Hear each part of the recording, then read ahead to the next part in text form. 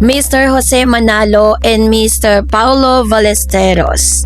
So ganito niya challenge itong si Bimby Aquino Yap at Raisa May Dizon sa isang pagkakataon kung saan sila po ay nagkaroon ng chance na talagang patunayan na si Bimby whatever it takes, she accepted Raisa May Dizon. So yun ang ating pag-uusapan maya-maya lang. But before that, if you haven't subscribed yet to my YouTube channel, please don't forget to like, share, and subscribe at hit mo na rin ang notification bell for more showbiz updates. Eto na, kung akala mo sa mga Korean drama lang may mga iconic scene na nagpapaiyak, nagpapakilig sa madla, mag-isip-isip ka muli sa pinakabagong eksena mula sa barangay kung saan nandun si Raisa May Dizon at ginawa ni Jose Manalo at Paulo Ballesteros ang isang epic setup na nagpasumigaw sa buong Marites ecosystem ng Philippine television. So para po lubos nating maunawaan yan, let's watch this video clip. Paong ka, tapos kausapin mo si Bimby. Mag-ready ka na. Bimby, papabaon ko na kay Raisa May ito para mamaya pag nag-uusap kayo, ha? No problem. Okay lang yan. No problem. Natikman na ba ni Bimby yan? Natikman mo na ba to, Bim? Oh, Little Bossings Days. Ito nga ng ano eh. Tagal na nun. Tinatry This sa- time. Uulitin nyo, senaryo- happy anniversary! Happy anniversary. Yun ang handa. Happy. Paong ka, tapos kausapin mo si Bimby. Mag-ready ka Ang senaryo, ito ay isang classic prank at challenge na kinasangkutan ng ating paboritong tambalan na sina Bimby Aquino Yap at Raisa May Dizon. Dito natin nakita kung hanggang saan ang kayang patunay ng isang tao kapag may special na pagtingin at pagpapahalaga sa kanyang kasama. Ito yung isa sa mga buong breakdown ng kaganapan sa nagpapatunay na ang pag-ibig ay hindi lang sa mga rosas at na mamahaling regalo, kundi nasa tamang timpla pa rin ng ilan sa mga dilis at bad breath na tinatawag. Ang lore, ang epic setup ni Jose Manalo at Paulo Ballesteros para maunawaan natin yung buong konteksto ng kilig.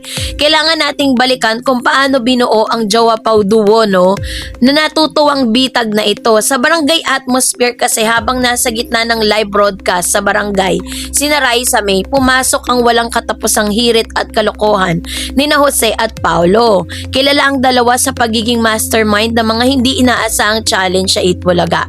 Ang secret weapon, ang dilis, hindi lang basta pagkain ang inilabas ni Jose. Naglabas siya ng isang uri ng napakabango o napakasangsang na depende sa tumitingin na dilis. Ang uri ng dried fish na kapag kinain mo'y titiyakin mag-iiwan ng napakatinding amoy o bad breath sa iyong bibig.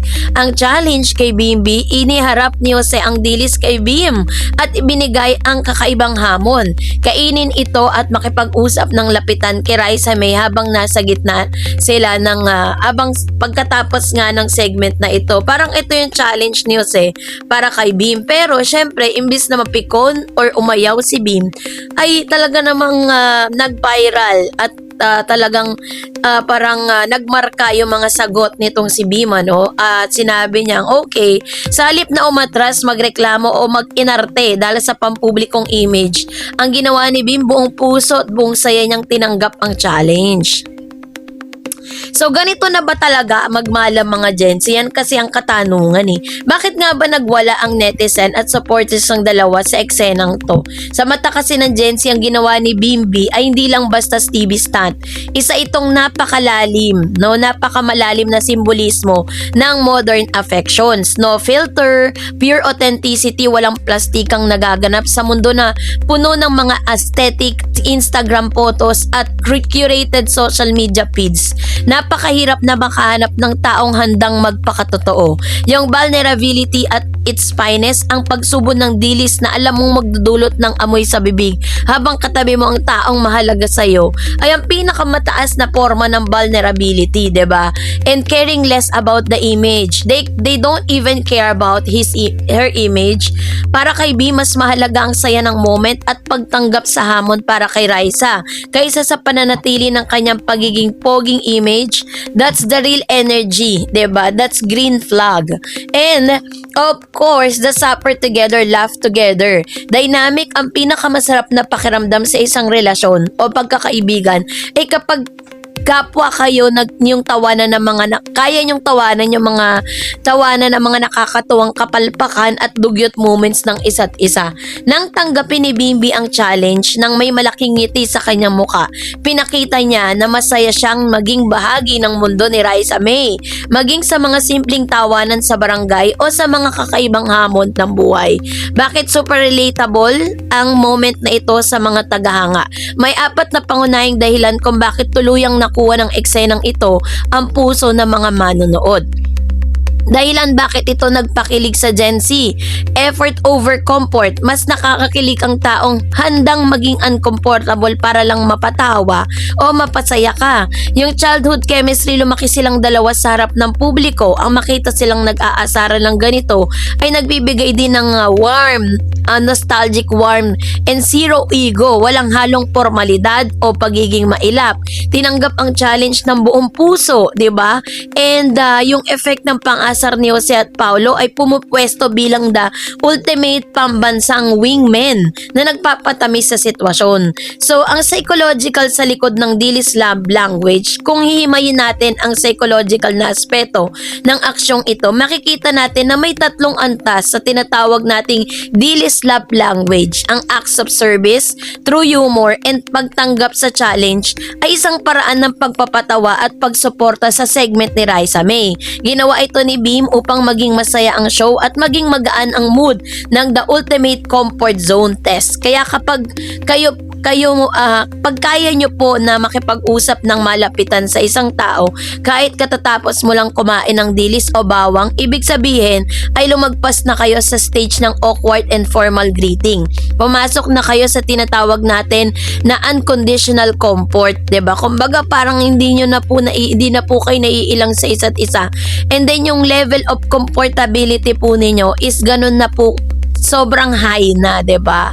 And of course, this shared memory building. Ang mga ganitong klase kasi ng nakatutuwang karanasan ng ang nagiging kwento nyo, paglipas ng maraming taon, yung moments na ito ay hindi nabibili lang ng pera, 'di ba? Kasi ang reaksyon ng publiko ay nagkakaroon siya ng tinatawag na showbiz culture legacy. Hindi may kakailan na ang ginawang ito ni Jose at ni Paulo kay Bim at Raisa May ay mag-iiwan din ng marka sa Philippine showbiz culture. And yung sa mga TikTok edits and viral clips, siguradong gagamitin ang clip na ito na may background music ng mga sikat na OPM love songs tulad ng mga Sunkiss, Lola o Lola Amor, the defining romantic tropes.